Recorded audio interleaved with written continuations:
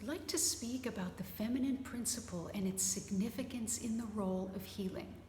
So feminine energy itself is an energy that's spontaneous, it's receptive, it's yielding, and it moves in a kind of meandering way. It is present moment awareness, and it expresses itself as unconditional love, as compassion and caring and nurturing.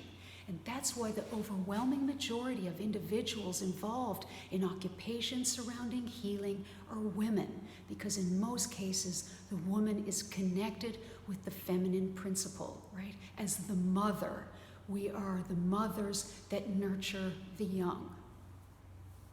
Masculine energy on its own is quite different, right? This is the difference between the yin and the yang energies.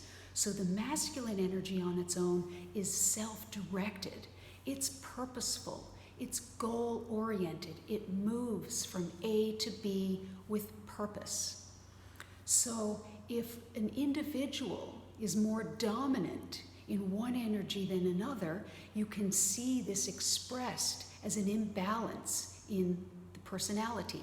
So for example, if someone is more aligned with the feminine principle and hasn't integrated the masculine principle, will give and give at her own expense until she's exhausted because she doesn't know how to hold boundaries of safety for herself.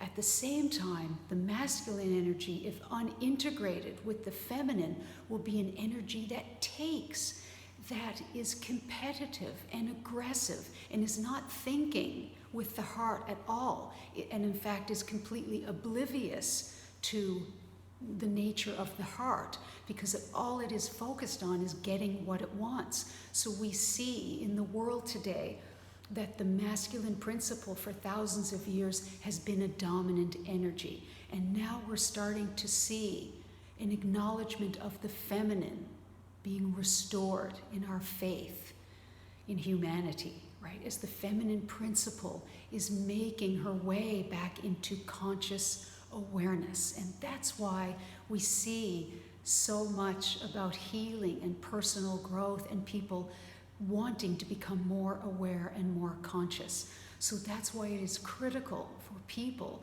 that are involved in occupations around healing, and in particular my interest with healing and consciousness and gong sound healing, that practitioners be fully aligned and balanced within the masculine and feminine energies, right? And as Jung says, every woman has an unconscious masculine or animus, and every man has an unconscious feminine or anima.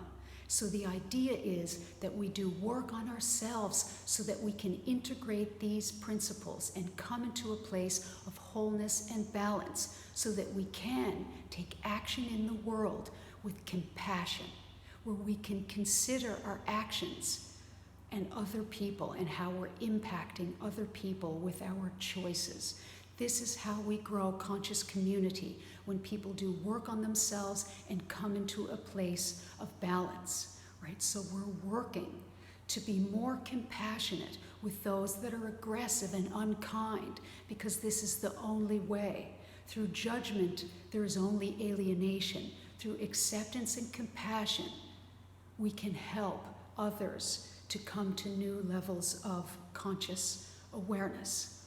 And if one of these principles is not integrated within the individual, they will be projected negatively towards others. So if you haven't integrated your feminine, you will project in a negative way those traits onto other women. And the same holds true, that if a woman is not balanced within her masculine energy, she will negatively express those traits and project them on to men.